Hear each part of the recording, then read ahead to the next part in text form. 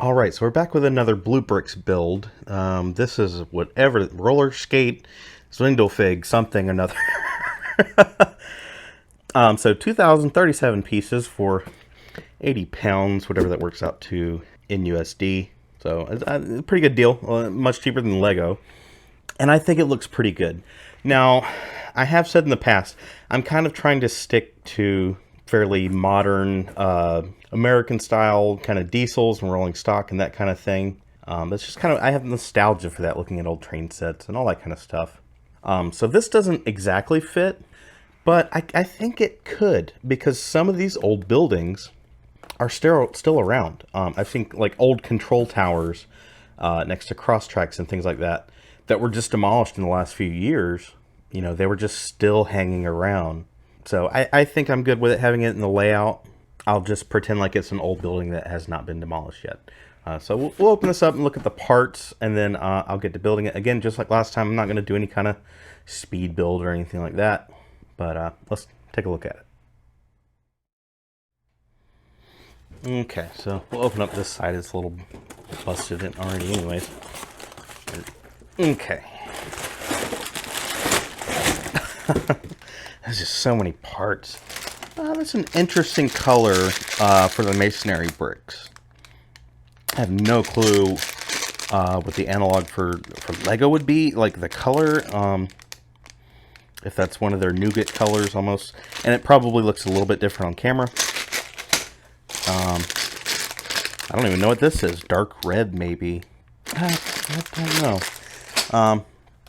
So again, just like last time, they're all kind of sorted by part type. So here's all our gray windows. We've got some steps here, plates. I guess there are some white windows. So yeah, we just got so many different parts and a nice little base plate for it. So definitely, it's not like Lego where you're building by numbers. I'm going to set up as much space as I can, 1 or 2 tables, lay out all the pieces, and then go from there. So yeah, we've got more masonry bricks in 1x2. It actually does come with some track. And just because these are already out of the bag, let's see.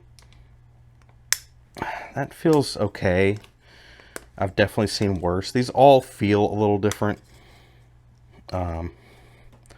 These seem to stay together okay. They don't just flop apart like some of the knockoff ones.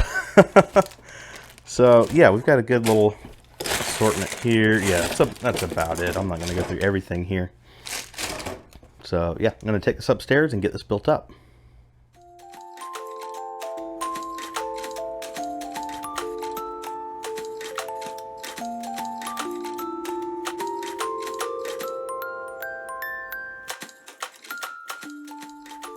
Okay, so here we have it mostly built. It's actually been built for a couple weeks. But I just started putting up the railing around it. And this is just so fiddly and just hard to get lined up perfectly. I guess I should have started from this side. I'm not going to use this. And then you've got like the... I guess these are rain gutters going down. They're exceptionally fiddly too. I think I'm going to do something completely different for that. I'm at least going to do different railing. For these, I could use like a pneumatic hose or the rigid tubing or anything but just that. I don't know. I mean, the dark green looks good, but I think it's just... it's a bit much for what I want to do with this. You know, I want to be able to just grab it when I need it and put it in the layout, and I don't want to have to worry about all this stuff. You know, that's just kind of lame. So these are all the rest of the green and dark green parts that would have went the rest of the way around. Oh yeah, of course I noticed this. But the roof is like packed so tight. I've basically got to unbuild it down to a certain level and then rebuild it to get these to fit right. in fairness to them, I might have had the same problem if they were official Lego bricks. I don't know. But you know, overall, I'm good with it. I just wanted to get a video of it in its current state before I start modifying it. I'm just not gonna finish this. This was just such a pain. And you've got these are really tight on there. So it's really hard to get them exactly where you want them. And then even when you do, they're just barely on there. You know, so I'm not a fan of it. It looks good. I imagine it would look good if you put time into it, but I'm just not going to do that.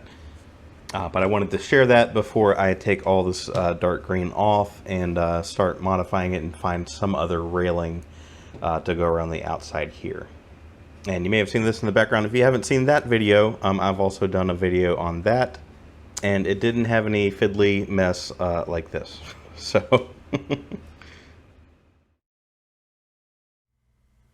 all right, so this is what I ended up with.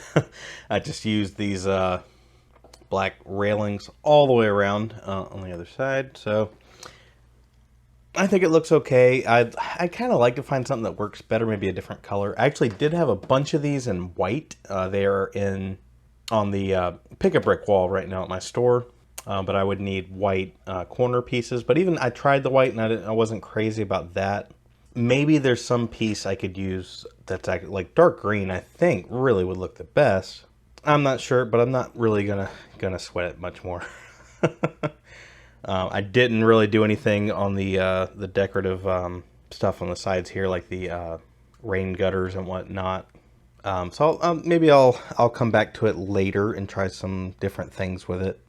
But you know, for now, I think it's fine. And I wanted to get some footage of how the trains fit in here. So these tracks are spaced 8 studs apart, and you can see it's I don't even know if it might just be a single stud of clearance. So I've just kind of split right now.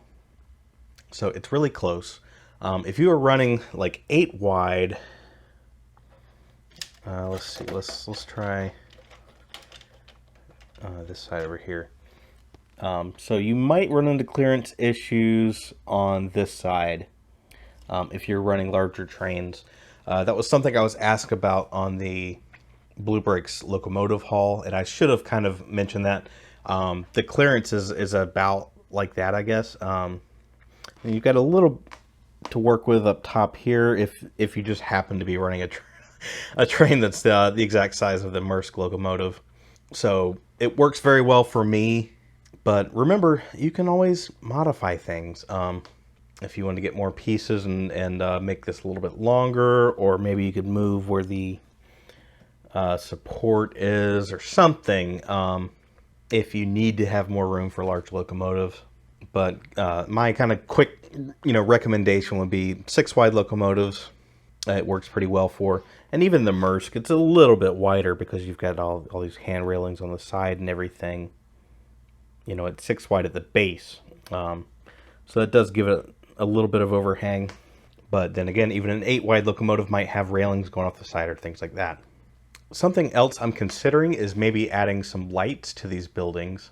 That wasn't something I was planning on, but a member of our Discord, Ampersand, built a gantry signal box and added lights to his. It's actually designed from Rebrickable, so I will link that in the description. He was even able to get a shot at night until the cat got involved. It wouldn't be an Ampersand video without the cat getting involved at some point. But I do like the look of it with the lights. And he did share a photo of the wiring inside. Looks pretty good. Now, I haven't done much with LED lights, like aftermarket kind of stuff. I did pick these up. They're just, they're probably not quite as small as what people normally use. I was thinking about using these to make signals. And these are just kind of bare LEDs, I think, with wires. They might have a resistor, I don't even remember. But these would be kind of, manually wired up. But, there are tons of kits out there. So maybe I'll give one of them a try.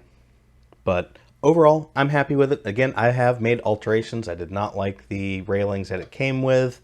And I took off the goofy bits on the side there. but I'm still very happy with it for 80 euros. I think it's a great price. And yes, I did say pounds earlier in the video. I think I'm typical American. I don't really know how that stuff works. Pounds, euros, it's all the same to me. But yeah, overall I'm happy with the build. I think the pieces fit together well. I didn't really have any issues with that. And I do want to stress this is my review of this exact set. So when I say that I think this is very good quality, that might not be the case for every single BlueBrixx build, and it's certainly not for every third-party manufacturer out there.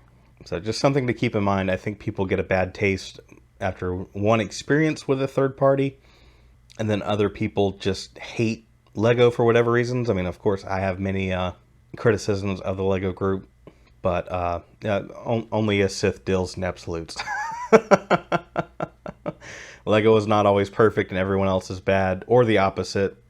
I think people give third parties a lot of credit for being so cheap, I guess, maybe. You know, they're mad at Lego and these sets are, you know, very cheap.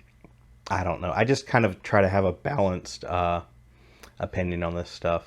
So thank you all for watching. A big shout out to the channel members for helping keep the lights on here. You can join for $1.99 a month and get early access to videos and be the first to comment and all that. And I do post some kind of behind the scenes stuff here and there, not very often, honestly. Be sure to join us in Discord where we talk about this kind of stuff, as well as many other things Lego. I'm already tripping over my words, so we'll just end the video there. So yeah, thanks for watching.